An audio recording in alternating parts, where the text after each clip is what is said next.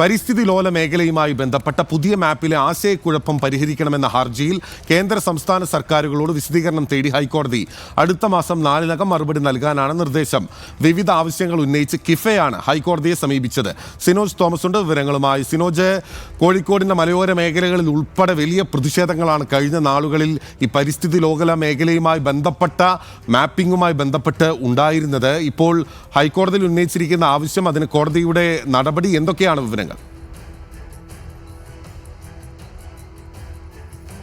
July 31-നാണ് ഏറ്റവും ഒടുവിൽ കേന്ദ്ര സർക്കാർ ഈ വിഷയവുമായി ബന്ധപ്പെട്ട് വിജ്ഞാപനം പുറത്തിറക്കുന്നത്. അതിനുശേഷം വലിയ ആശങ്കകൾ മലയോര ജനതയ്ക്കുണ്ടായിരുന്നു. പ്രത്യേകിച്ച് കോഴിക്കോട്, കണ്ണൂർ, വയനാട്, മലപ്പുറം, ഇടുക്കി, ഒപ്പം കോട്ടയം ജില്ലകളിലെ മലയോര മേഖലയിലെ ജനങ്ങൾക്കാണ് ഈ പ്രയാസമുണ്ടായത്. അതായത് ഈ പരിസ്ഥിതി ലോല മേഖല വനാതിർത്തിക്കുള്ളിൽ തന്നെ നിർത്തുമെന്നാണ് സംസ്ഥാന സർക്കാർ നിലപാട് സ്വീകരിച്ചത്. പക്ഷേ ഈ വിജ്ഞാപനം വീണ്ടും വന്നു. അതിന്മേലുള്ള പരാതി നൽകാനുള്ള സമയപരിധി ഈ മാസം 30-ന്, അതായത് വരുന്ന തിങ്കളാഴ്ച അവസാനിക്കുകയാണ്. പക്ഷേ ആശങ്ക തുടരുന്ന സാഹചര്യത്തിലാണ് സ്വതന്ത്ര കർഷകരുടെ സംഘടനയായ കിഫ ഹൈക്കോടതിയെ സമീപിച്ചിരിക്കുന്നത്. പ്രധാനമായി 2 ആവശ്യങ്ങളാണ് അവർ മുന്നോട്ട് വെച്ചത്. ഒന്ന്, ഈ മാപ്പുമായി ബന്ധപ്പെട്ട സംശയങ്ങൾ ദൂരീകരിക്കണം. 2, ഈ വിജ്ഞാപനം ഇറങ്ങിയിരിക്കുന്നത് പ്രാദേശിക ഭാഷകളിലേക്ക് സാധാരണക്കാർക്ക് വായിച്ചാൽ മനസ്സിലാവുന്ന രീതിയിലേക്ക് ഭാഷ മാറ്റി നൽകണമെന്നാണ് പറഞ്ഞിരിക്കുന്നത്. കാരണം ഇംഗ്ലീഷിലും ഹിന്ദിയിലുമായിട്ട് ഇറങ്ങിയിരിക്കുന്ന വിജ്ഞാപനം മലയാളത്തിലേക്ക് മാറ്റണമെന്നാണ് പ്രധാന ആവശ്യം. ഇതിനു മുൻപ് ആ രീതിയിൽ ഹൈക്കോടതിയിലൊക്കെ തന്നെ കർഷക സംഘടന നേതാക്കൾ ഇടപെട്ട് അനുകൂല വിധി നേടിയെടുത്തതാണ്. ഒപ്പം തന്നെ മാപ്പിൻ്റെ പ്രശ്നമെന്ന് പറയുന്നത്, ഇതിന് മുൻപ് വിവാദമായ സമയത്ത് സംസ്ഥാന സർക്കാർ ഇടപെട്ട് വനം, റവന്യൂ ഉദ്യോഗസ്ഥരൊപ്പം തന്നെ പ്രാദേശിക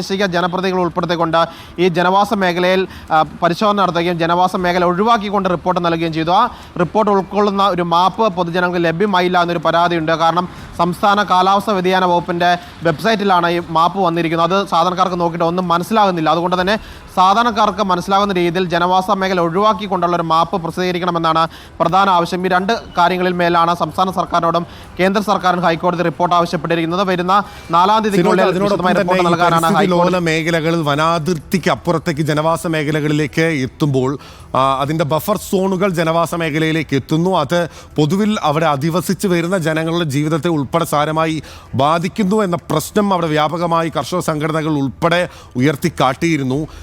ഇതുമായി ബന്ധപ്പെട്ട കാര്യം കൂടി കിഫ ഹൈക്കോടതിയിൽ ചൂണ്ടിക്കാട്ടിയിട്ടുണ്ടെന്നാണ് ഞാൻ മനസ്സിലാക്കുന്നത്.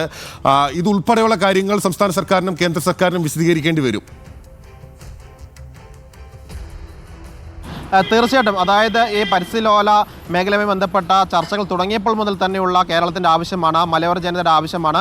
സംസ്ഥാന സർക്കാരും അതിനൊപ്പം നിന്നതാണ്. അതായത് പരിസ്ഥിതി ലോല മേഖല വനാതിർത്തിക്കുള്ളിൽ, അതായത് ബഫർ സോൺ ഉൾപ്പെടെ വനാതിർത്തിക്കുള്ളിൽ നിലനിർത്തണമെന്ന് ആവശ്യപ്പെട്ടുകൊണ്ടുള്ള പ്രക്ഷോഭങ്ങൾ നമ്മുടെ നാട്ടിൽ ഉണ്ടായതാണ്. ആ കാര്യത്തിൽ അന്തിമ തീരുമാനമെടുക്കേണ്ടത് കേന്ദ്ര സർക്കാരാണ്. പക്ഷേ സംസ്ഥാന സർക്കാരിൽ നിന്ന് ഈ നിർദ്ദേശങ്ങൾ കേന്ദ്ര സർക്കാർ തേടിയിട്ടുണ്ട്. ആ നിർദ്ദേശങ്ങൾ സമയബന്ധിതമായി സംസ്ഥാന സർക്കാർ നൽകുന്നില്ല എന്നാണ് കത്തോലിക്ക കോൺഗ്രസും തലശ്ശേരി രൂപതയായാലും താമരശ്ശേരി രൂപതയായാലും ഉന്നയിക്കുന്നത്. കാരണം സംസ്ഥാന സർക്കാർ ഏറ്റവും പുതിയ മാപ്പ്, അതായത് ജനവാസ മേഖല ഒഴിവാക്കിക്കൊണ്ടുള്ള മാപ്പ് നൽകിയിട്ടില്ല. ആ മാപ്പ് കേന്ദ്ര സർക്കാർ നൽകുകയും ഒപ്പം തന്നെ അത് സാധാരണ ജനങ്ങൾക്ക് മനസ്സിലാവുന്ന രീതിയിൽ പ്രസിദ്ധീകരിക്കുകയും ചെയ്യണം.